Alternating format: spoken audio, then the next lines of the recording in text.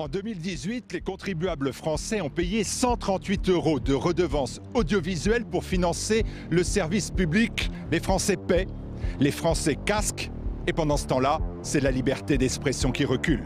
Alors, avant le 31 décembre de cette année, donnez-nous la valeur de cette redevance pour augmenter la portée de la voix de TV Liberté, pour que vos impôts aillent réellement à vos idées. Aidez-nous à porter la voix de la résistance, la voix de la dissidence. Aidez-nous à défendre vos idées. Donnez à TV Liberté.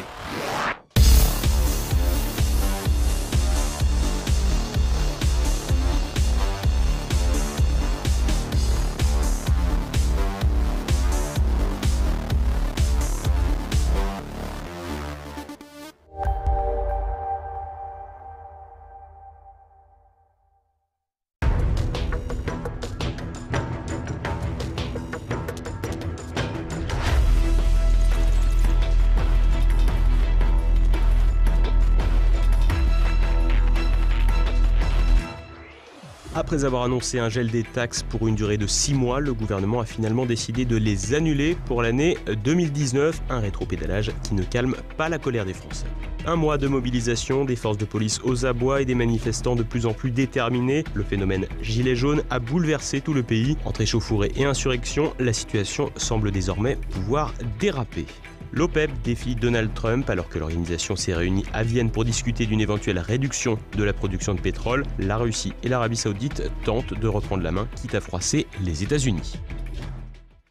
Madame, Monsieur, bonsoir. Le gouvernement enclenche la marche arrière forcée. À 3 jours d'une nouvelle manifestation des Gilets jaunes, l'exécutif a décidé de renoncer à l'augmentation des taxes sur le carburant pour 2019 après avoir annoncé une suspension de 6 mois. Un rétro-pédalage pas suffisant pour les Gilets jaunes.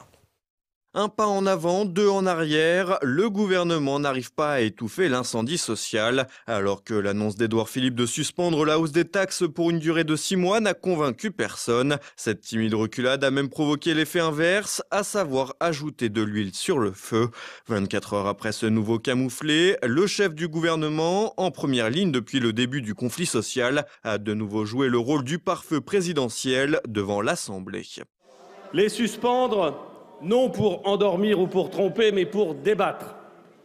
En débattre avec les représentants syndicaux, les élus, avec vous et bien sûr avec les citoyens, pour identifier les mesures d'accompagnement les plus justes et les plus efficaces. Je le dis ici, si nous ne trouvons pas les bonnes solutions, alors nous n'appliquerons pas cette taxe. Un discours tout en prudence alors que la pression n'a jamais été aussi forte à 2 jours de l'acte 4 des Gilets jaunes prévus à Paris. Malgré cela, et à l'image des manifestants, l'opposition ne décolère pas. Vous avez, Monsieur le Premier ministre, avec votre gouvernement, une part de responsabilité. Mais le vrai responsable, il est à l'Élysée. C'est lui qui, le moment venu, devra rendre des comptes aux Français. En pariant sur la stigmatisation et d'une certaine manière sur le pourrissement, en étant incapable de répondre au bon moment aux cris de détresse venus de tous les milieux, de toutes les classes sociales, de tous les territoires, vous avez semé la discorde et la violence. Vous frappez et vous rêvez de reporter la douleur à dans 6 mois. Personne ne croit à votre conversion au peuple en 6 mois. Allez dire au monarque présidentiel que les gens raisonnables sont sur les ronds-points et dans les rues et qu'ils n'en partiront pas avant que vous ayez cédé pour de vrai, ou que vous soyez parti. Cédez ou partez, et quand vous partez, cédez avant. Alors que la panique semble de mise du côté de l'exécutif, voilà qu'un nouveau problème s'ajoute, le manque d'unisson au sein de l'orchestre gouvernemental. En effet, signe que rien ne va plus au sommet de l'État, l'Élysée a annoncé mercredi soir l'abandon pur et simple de l'augmentation initialement prévue.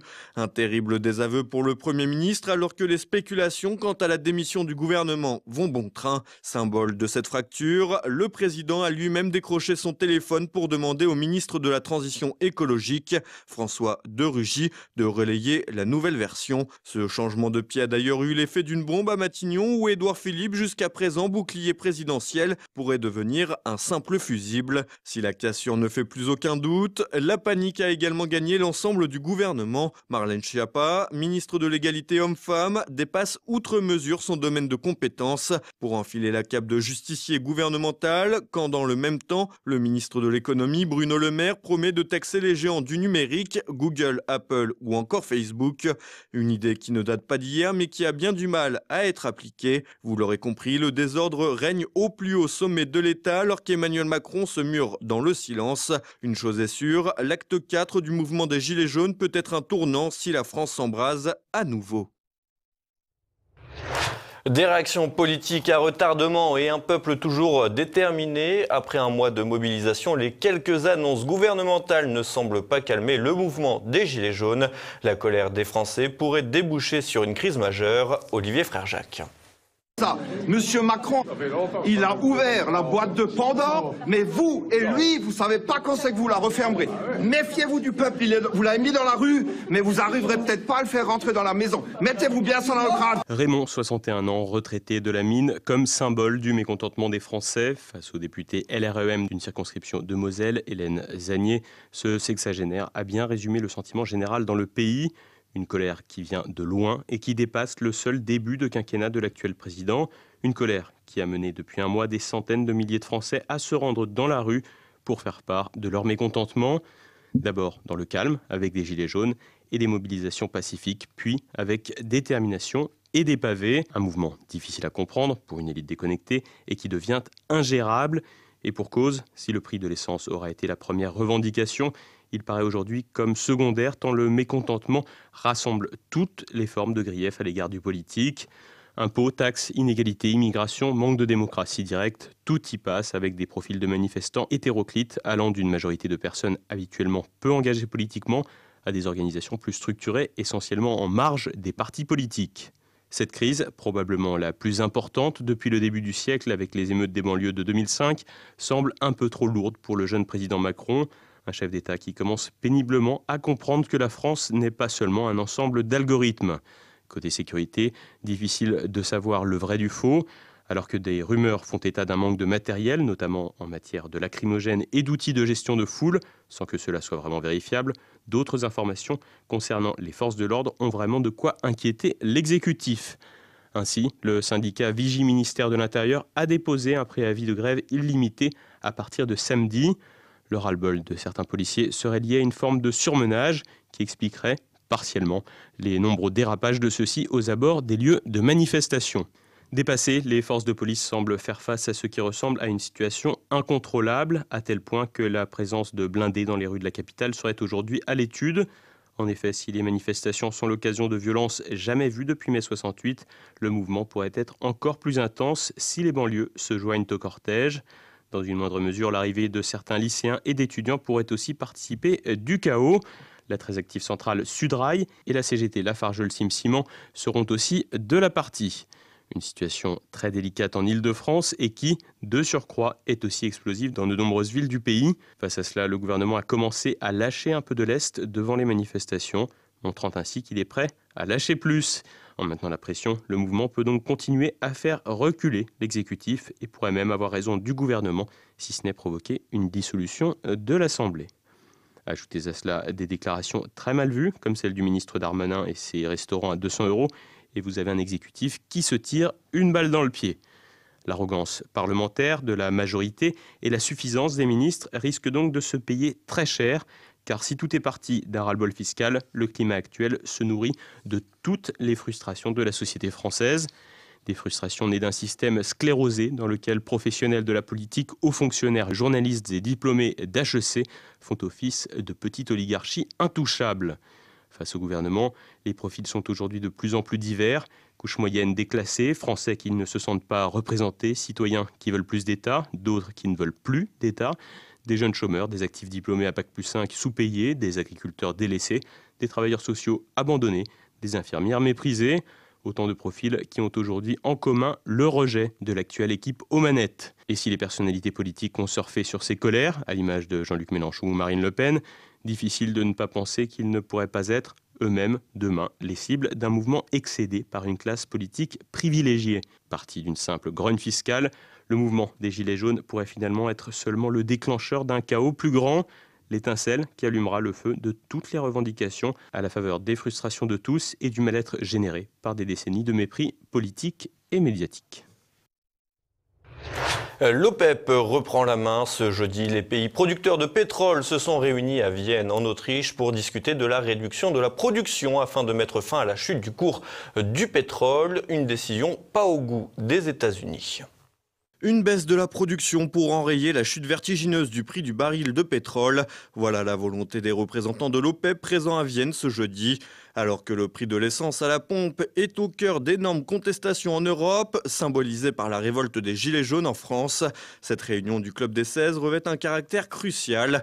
En effet, alors que le prix de l'or noir a chuté de plus de 30% ces 2 derniers mois, les pays producteurs tentent de reprendre la main pour stabiliser le marché mondial. À cet effet, Moscou et Riyad ont convenu de prolonger l'accord sur la réduction de la production et de signer un accord pour la gestion du marché en 2019.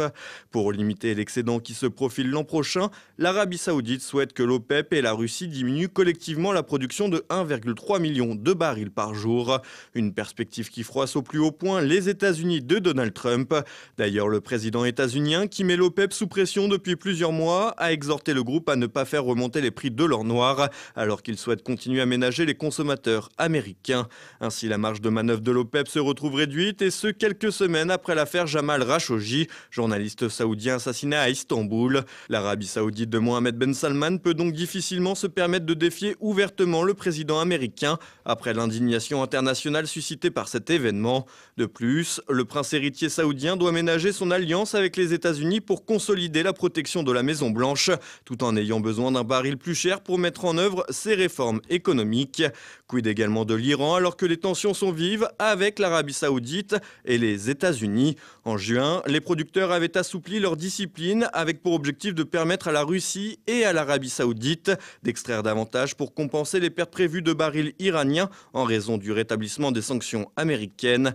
Ainsi, la réunion de Vienne se révèle tant capitale que complexe alors que le Qatar a annoncé sa sortie de l'organisation à partir du 1er janvier. Cependant, l'impact devrait être assez faible, le Qatar ne représentant qu'1,75% du volume total de la production de pétrole. Moins de dépenses pour Noël, crise économique oblige. Les Français dépenseront moins cette année. Plus prévoyants, ils sont nombreux à avoir anticipé leurs achats pour les fêtes. Olivier Frère-Jacques. Le moral des Français en berne, le niveau de chômage en hausse et une consommation morose. Noël 2018 ne sera pas un grand millésime en matière d'achat. Cofidis CSA Research a dévoilé mardi les résultats d'une étude sur les intentions de dépenses des Français pour les fêtes de fin d'année.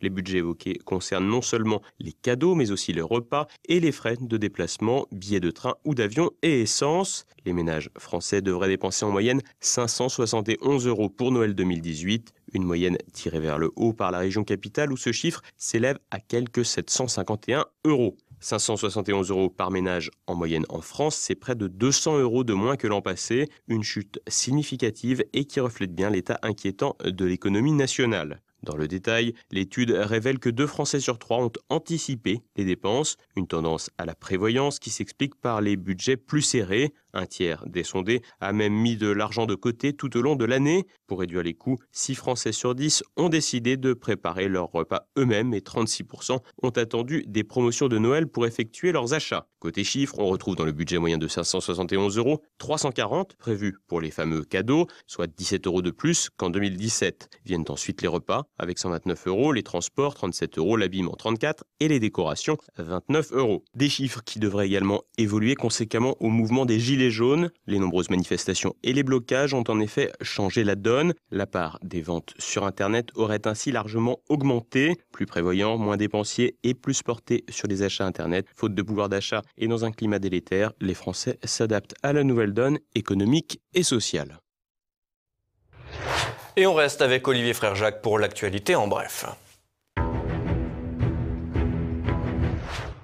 difficile reconversion pour Manuel Valls, mal aimé en France, où il a quitté son mandat de député. L'ancien ministre socialiste de François Hollande s'est lancé dans une campagne improbable pour la mairie de Barcelone. Et visiblement, traverser les Pyrénées n'a pas réussi à l'ancien élu français. Lors de l'une de ses interventions publiques, devenue virale sur les réseaux sociaux, le candidat Valls s'est fait copieusement siffler par l'opposition indépendantiste d'extrême gauche.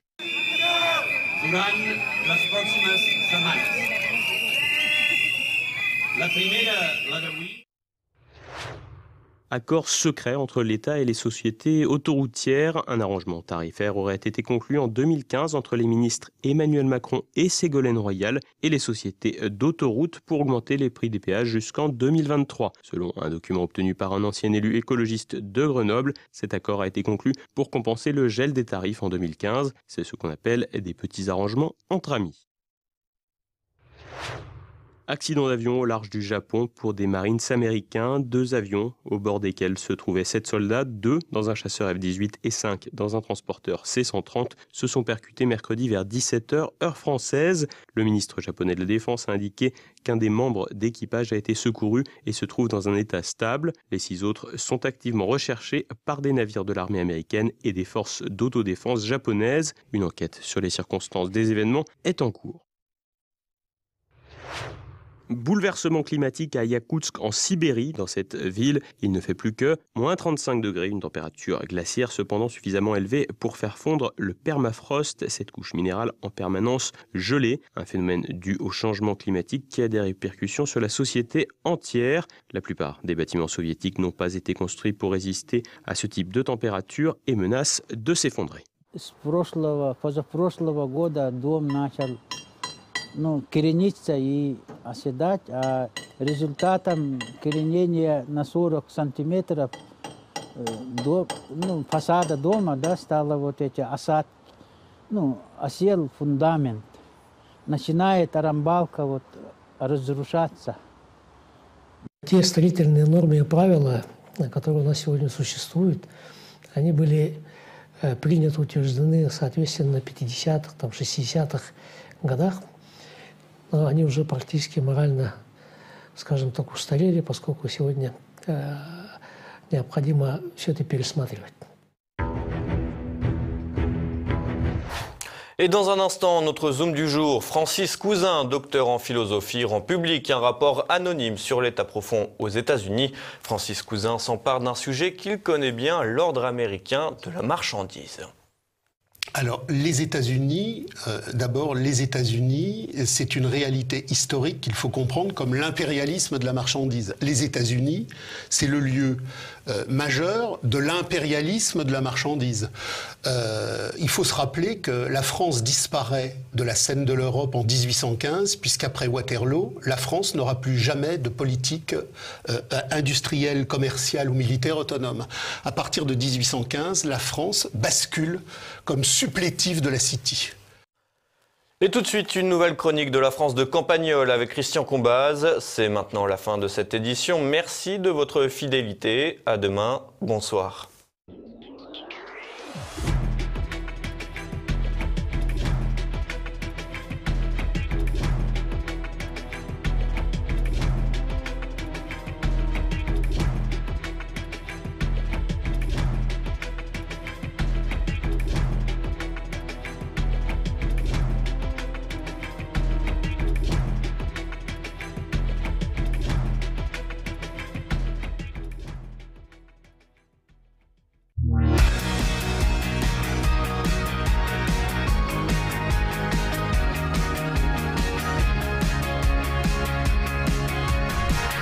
Nous avons un personnage au village qui fait l'unanimité, enfin au moins 2 ou 3 personnes, et on ne sera pas surpris de trouver parmi ces personnes notre fameux abonné au monde, celui qui sait tout mieux que les autres, celui qui aime la psychanalyse, celui qui a toujours l'air d'appliquer, est-ce que vous dites, une grille de lecture qu'il a lu quelque part, donc dans Le Monde d'abord, mais aussi dans le JDD, dans tous les journaux qui reçoivent de l'argent du gouvernement, pour nous dire ce que nous devons penser. Mais d'abord, je vous fais en 3 mots le portrait de cet homme du village qui l'irrite au plus haut point et qui, moi, m'émeut terriblement parce que c'est un homme bon.